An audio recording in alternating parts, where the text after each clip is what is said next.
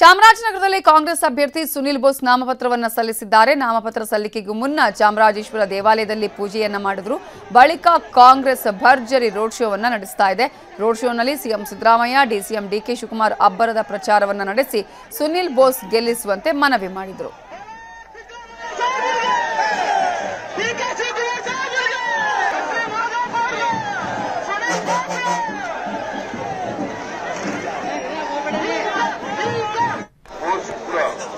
ಅಭ್ಯರ್ಥಿ ಸುನಿಲ್ ಬೋಸ್ ಅವರು ಕೂಡ ನಿಮ್ಮನ್ನೆಲ್ಲ ಈಗಾಗಲೇ ಭೇಟಿ ಮಾಡಿದ್ದಾರೆ. ಇವತ್ತು ಸುನಿಲ್ ಬೋಸ್ ಅವರು ನಾಮಪತ್ರವನ್ನ ಸಲ್ಲಿಸ್ತಾ ಇದ್ದೀರಿ. ಆ ಸಲ್ಲಿಸೋಕ್ಕಿಂತ ಮುಂಚಿತವಾಗಿ ನಿಮ್ಮೆಲ್ಲರ ಆಶೀರ್ವಾದವನ್ನ ಬೇಡಿ ಸಲ್ಲಿಸಬೇಕು ಅಂತೇಳಿ ಇವತ್ತು ಈ ಕಾರ್ಯಕ್ರಮವನ್ನ ಹಮ್ಮಿಕೊಂಡಿದ್ದಾರೆ. ನೀವೆಲ್ಲರೂ ಕೂಡ ಚಾಮರಾಜನಗರ ಮತ್ತು ಮೈಸೂರು ಜಿಲ್ಲೆಯ ಈ ಕ್ಷೇತ್ರದಲ್ಲಿ ಅನೇಕ ಭಾಗಗಳಿಂದ ನೀವೆಲ್ಲ ಕೂಡ ನನಗೆ ಕಳೆದ 3 ದಿನಗಳಿಂದ ಮೈಸೂರಿನಲ್ಲಿ ಚಾಮರಾಜನಗರ ಜಿಲ್ಲೆಯಲ್ಲಿ ಈ ಸಾರಿ ಬಹಳ ಉರುಪಿದೆ. ನಾನು ಈ ಉರುಪನ್ನ ನೋಡಿದ್ದು ಧ್ರುವನಾರಾಯಣ ಅವರ ಚುನಾವಣಾ ಸಂದರ್ಭದಲ್ಲಿ ನೋಡಿದ್ದೆ. ನಾನು ಇವತ್ತು ನಾವು ಸುನಿಲ್ ಬೋಸ್ ಅವರಿಗೆ ಆಶೀರ್ವಾದ ಮಾಡಿ ಅಂತ ಕೇಳಲಿಕ್ಕೆ ಬಂದಿದ್ದೇವೆ. ಇಲ್ಲಿ ಆಶೀರ್ವಾದ ಕೇಳಕ್ಕಿಂತ ಮುಂಚಿತವಾಗಿ ಹಾಲಿ ಸಂಸದರು ಶಾಂತ ಶ್ರೀನಿವಾಸ್ ಪ್ರಸಾದ್ ಅವರು ಅವರಿಗೆ ಆಶೀರ್ವಾದವನ್ನು ಮಾಡಿ ಇಲ್ಲಿಗೆ ಕಳಿಸಿಕೊಟ್ಟಿದ್ದಾರೆ.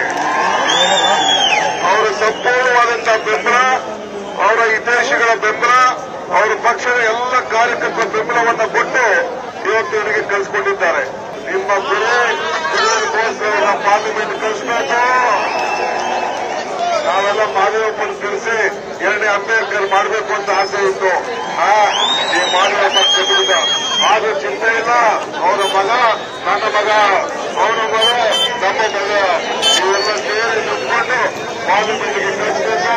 ಧ್ರುವನಾರಾಯಣ ಅವರ ಹೆಜ್ಜೆ ಹಾಕಿ ಈ ಕ್ಷೇತ್ರಕ್ಕೆ ಧ್ರುವನಾರಾಯಣ ಯಾವ ರೀತಿ ಕೆಲಸ ಮಾಡಬೇಕು.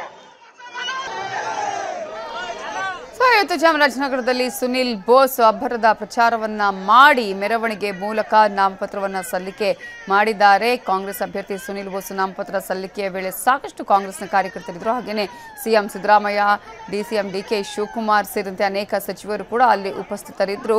ಇಲ್ಲಿನ ಜನಸಾಗರವನ್ನ ನೋಡಿ ಮತ್ತೆ ನಮಗೆ ಈ ಒಂದು ಕ್ಷೇತ್ರವನ್ನ ನಾವೇ ಗೆಲ್ತೀವಿ ಅನ್ನುವಂತಹ ನಂಬಿಕೆ ಬಂದಿದೆ ಅನ್ನುವ ಮಾತನ್ನ ಸಿದ್ದರಾಮಯ್ಯ ಸೇರಿದಂತೆ ಈಗಾಗಲೇ ಡಿಕೆ ಶಿವಕುಮಾರ್ ಕೂಡ ಹೇಳಿದರು. ಜನಸಾಗರ ಇಲ್ಲಿ ಸೇರಿದೆ, ಇದು ನಮ್ಮ ಅಭ್ಯರ್ಥಿಯ ಗೆಲುವನ್ನು ಸೂಚಿಸುತ್ತೆ ಅನ್ನುವಂತಹ ಮಾತನ್ನು ಕೂಡ ಹೇಳಿದ್ದಾರೆ. ನಾಮಪತ್ರ ಸಲ್ಲಿಕೆ ಬಳಿಕ ಅಲ್ಲಿ ಭರ್ಜರಿ ರೋಡ್ ಶೋವನ್ನು ಕೂಡ ನಡೆಸಲಾಗಿದೆ. ರೋಡ್ ಶೋನಲ್ಲಿ ಸಿಎಂ ಸಿದ್ದರಾಮಯ್ಯ, ಡಿಸಿಎಂ ಡಿಕೆ ಶಿವಕುಮಾರ್ ಭಾಗಿಯಾಗಿದ್ದಾರೆ. ಎಲ್ಲೆಲ್ಲೂ ಕೂಡ ಕಾಂಗ್ರೆಸ್ನ ಬಾವುಟಗಳು ರಾರಾಜಿಸುತ್ತಿವೆ. ಕನ್ನಡಿಗರ ನೆಚ್ಚಿನ ನ್ಯೂಸ್ 18 ಕನ್ನಡ ಈಗ ವಾಟ್ಸ್ಆಪ್ನಲ್ಲೂ ಲಭ್ಯ. ಕರ್ನಾಟಕ, ದೇಶ ವಿದೇಶಗಳ 360 ಡಿಗ್ರಿ ಸುದ್ದಿಯ ವಿವರಗಳನ್ನ ನಿಮ್ಮ ಕೈ ಬೆರಳುಗಳಲ್ಲೇ ಪಡಿಲಿಕ್ಕೆ ಈ QR ಕೋಡ್ ಅನ್ನ ಸ್ಕ್ಯಾನ್ ಮಾಡಿ ನಮ್ಮ ಚಾನಲ್ ಫಾಲೋ ಮಾಡಿ, ನೋಟಿಫಿಕೇಶನ್ ಆನ್ ಮಾಡಿ.